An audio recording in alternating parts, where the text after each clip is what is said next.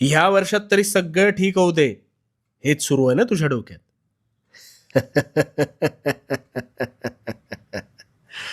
पलटतील. तुझ्या नशिबाचे फासे सुद्धा निश्चित पलटतील.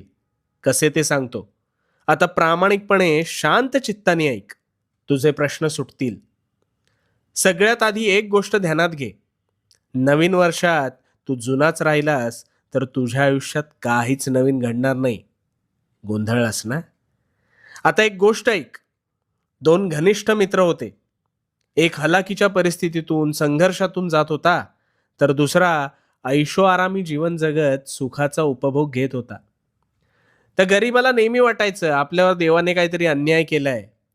पण हा श्रीमंत मात्र कधीही उठायचा, कधीही झोपायचा, आयते अरबट चरबट खायचा.